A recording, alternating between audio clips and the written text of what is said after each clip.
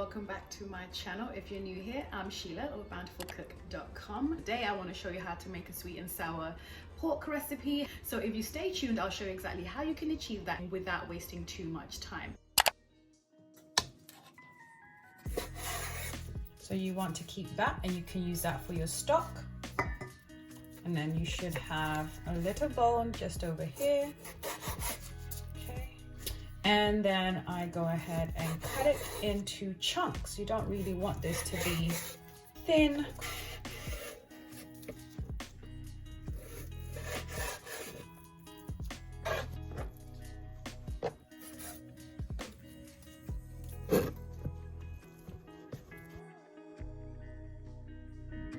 Cut them into chunks, something similar to that.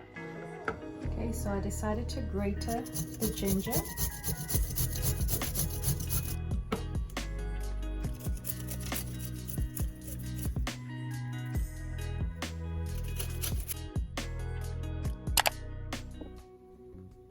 It's time to season the pork, so we're going to go ahead with our garlic, ginger, and onions and put those right in there. Followed by around a tablespoon of some dark soy sauce. I'm gonna add a little bit of paprika. Then I'm going to go ahead and actually mix this.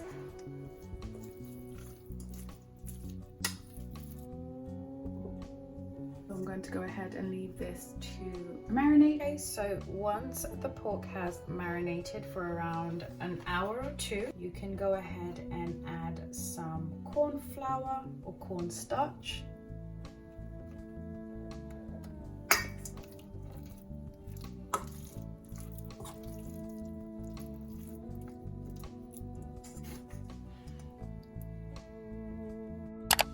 Time to coat our pork for the second time. Now what you're going to do is to drizzle some cornstarch on your plate. Okay, and for this section I am going to use my hands. I've got my gloves on, and what you want to do is to really get that coating on there. It's a little bit messy, but it's fine.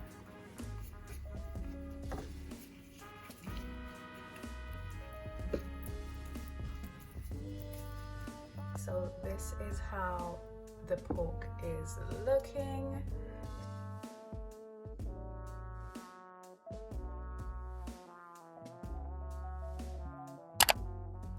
So it's time to heat up the oil so we can actually fry this delicious pork. Now what you want to do is to just double check that the oil is actually up to the temperature that you want.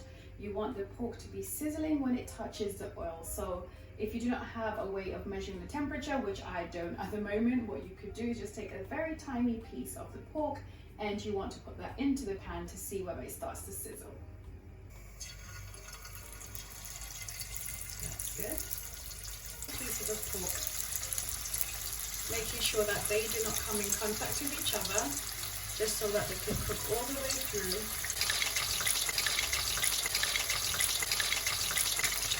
The only tip here is to try and remember which one you place down first, so that as you turn them over, you're turning them based on the one that was in there for longer, and make sure that they cook all the way through.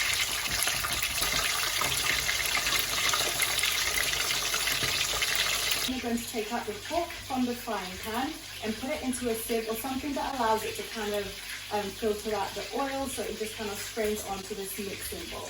So it's a good way of keeping down the fat in this recipe. I also wanted to point out that if you wanted to make this recipe in a more healthier way, you could definitely use an air fryer or even the oven. Just spritz the pork with a little bit of olive oil and it will cook beautifully. So if you're short on time, you can use this method. Otherwise, you can definitely cook this in the oven or air fryer. Time to make the sweet and sour sauce. We want to start by adding some tomato ketchup, 3 to 4 tablespoons of brown sugar, some vinegar, Then to that I'm going to add 2 tablespoons of still water, about a teaspoon of corn flour or cornstarch, half a teaspoon of salt. I'm going to go ahead and just mix all of that together.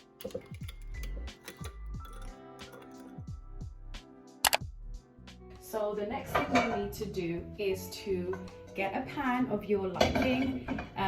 Make sure make sure the cooker is on. That will be very helpful. Drizzle some oil into our pan. Just go ahead and add the onions, ginger, and garlic. Right, so our onions are looking good. Add my pineapples.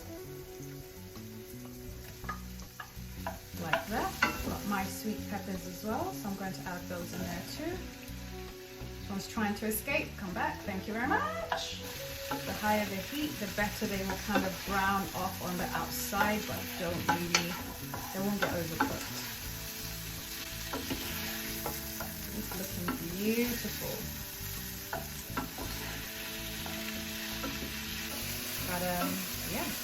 So this is ready to set aside so we can make our sauce.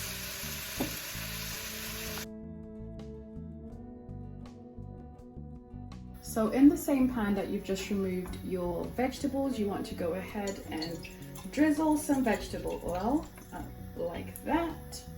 Empty out the sauce that we made a little earlier into the pan. And we need to wait for this to thicken a little bit, so we want to continue stirring periodically like this, and this helps to kind of combine all the flavors that we've mixed together. We have done the best we could with this sauce and it's looking absolutely delicious. It's cooked through, it tastes amazing. So we're just going to go in and gradually add the vegetables. Okay, so we can now add our pork into the mix.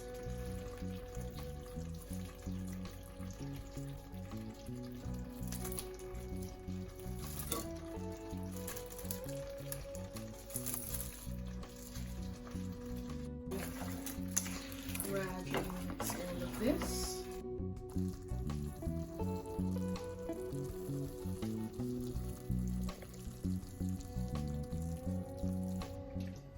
It's done now. I'm so proud of us for making this today. Look at it. Delicious. Sweet and sour at its best. Remember, you can make this with chicken or any other protein that you want. I just chose pork because that's what I wanted today. And once I get myself a bowl of steamed rice, I will show you guys how that comes together, but I am just so hungry right now. But it has been so worth it, and I hope that you try this recipe at least once and let me know how you get on with it, because I guarantee you will probably not go back to the restaurants and make this at home all the time, because it's just, well, of course, don't make it all the time because you still need to have a waistline. I mean, it tastes good, but it's every once in a while, not every day. So I've got my steamed rice. It is piping hot. I've also got the delicious meal that we just made. Delicious sweet and sour pork. For the record, at this point, I would not judge you at all if you decided to just eat the sweet and sour pork without anything else, because why not? It's delicious. I mean, it's deadly, but it's delicious. So I'm just gonna plate mine up. My goodness. Treat once in a while doesn't hurt anybody. So I'm gonna show you how it's coming together. Okay, so the moment I've been waiting for, which is taste test time. Now, I can't lie, I've had a few nibbles of the pork while I was cooking because it was just so good. I could not resist, but okay. Let's have a taste. Let's see whether our hard work will pay off right now.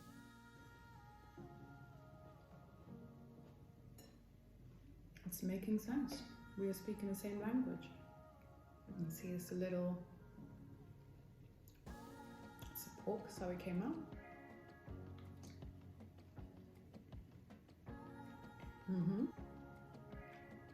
It's nice and crunchy. So we definitely hit the mark with that. You have to try this at least once. Just once.